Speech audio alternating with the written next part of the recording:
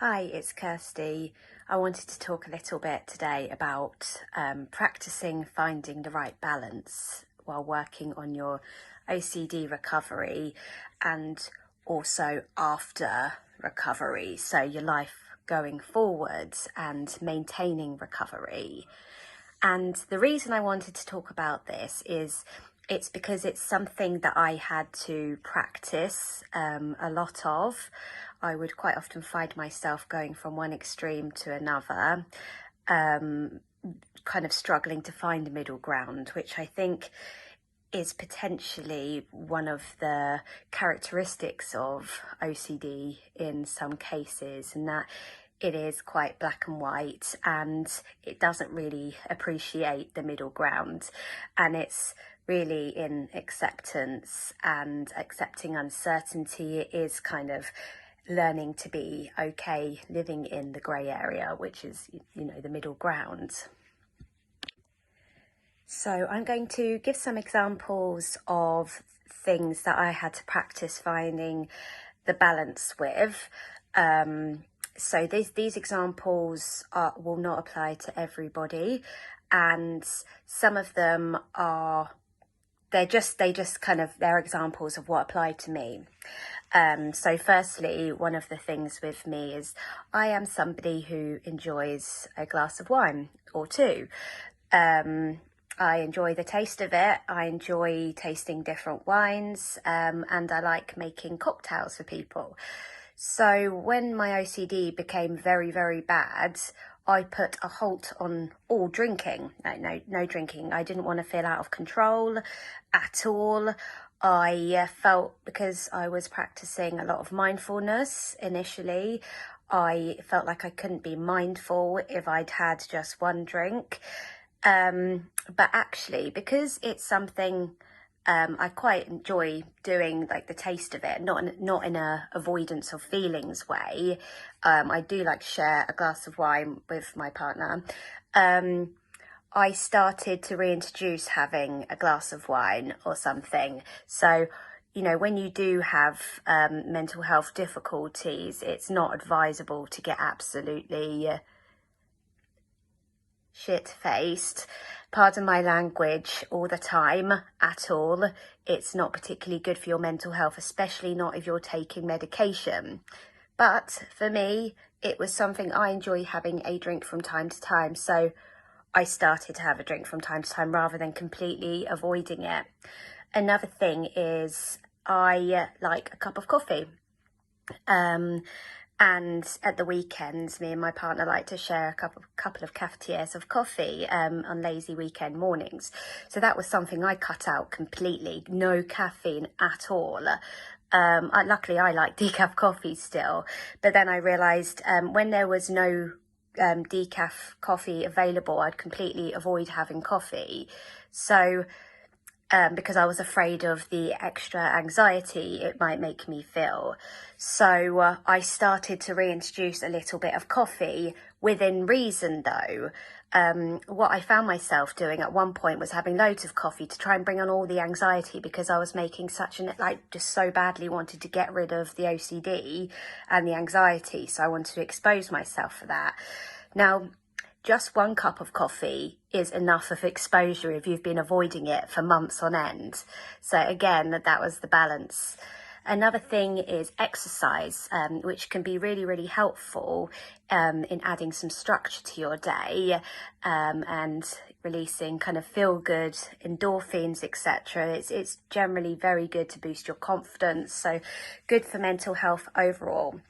But for me, I found my all or nothing thinking chipping in there, saying, oh, it's not enough. And if I could only fit in 20 minutes on that day, then it was really bad. And, it would have bad effects on my mental health.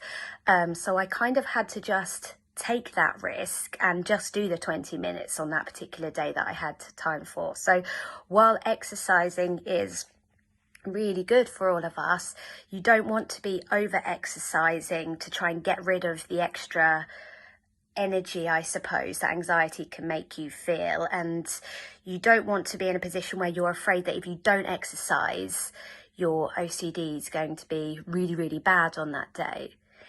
And I think the same goes for healthy eating. So to have a healthy, a slightly healthier eating plan as a way of self-care to look after yourself is really, really good. But that doesn't mean that you can't have cakes or donuts or crisps or pizza if you fancy it from time to time. Again, it's a balance thing, and if you're avoiding sugar because of your OCD, perhaps maybe you don't want to be avoiding it completely. You can have it from time to time.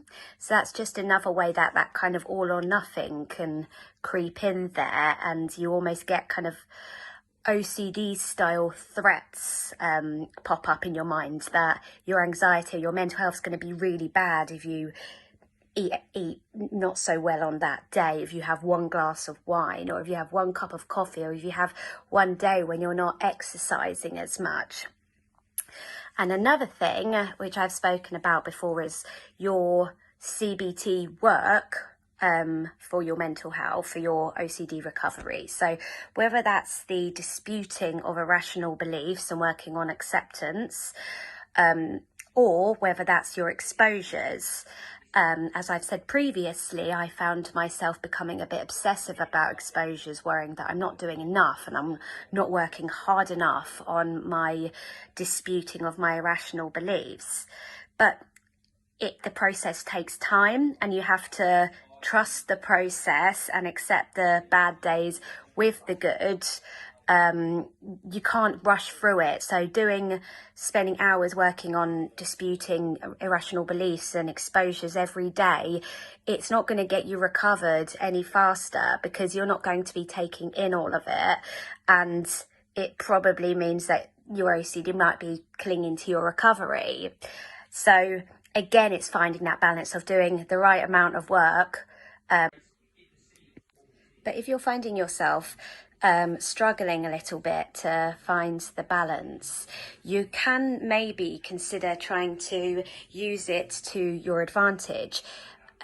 Any small thing that we do each day that gets us a little bit closer to OCD recovery, even as small as it is, everything is always worth it. So sometimes for example, with the exercising bit, my brain makes a hell of a racket if I only want to do a very, very light 20-minute workout, if I only want to do just some stretches, because it's not enough, so might as well just do nothing.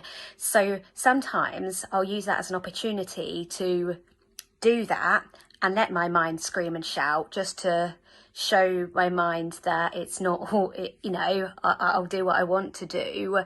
And that kind of challenges that all or nothing thinking, if that's going ahead up in your mind, but you're just still doing it anyway.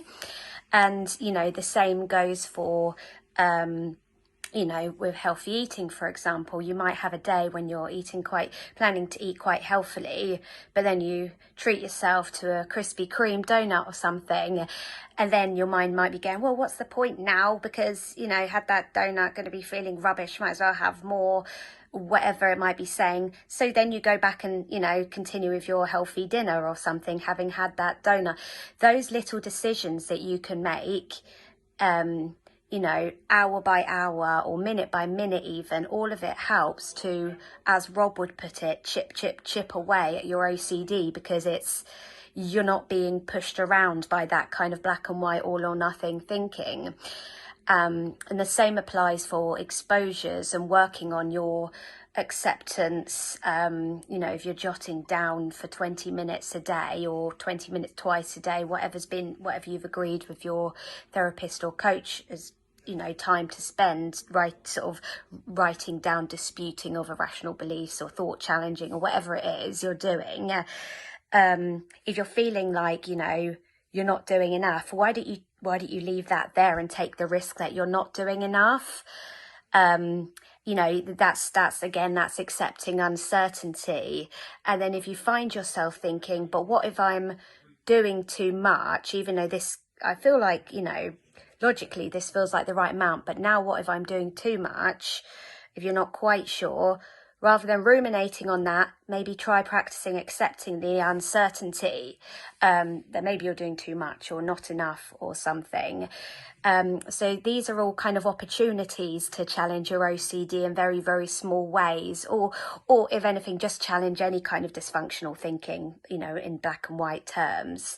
It's all very, very helpful, and it's all small steps to get you where you want to be. But I hope that this video has been useful. I do just want to add the note that obviously what I've said about with me having a glass of wine, again, that is an example for me, and excluded from that is if somebody was struggling with addiction to alcohol. Obviously that's a completely different story, then it is more black and white. But I'm just talking about things that maybe, you know, you enjoy doing from time to time, but you completely stopped doing because of your OCD for fear of being out of control. So essentially it comes under the avoidance category of behaviours.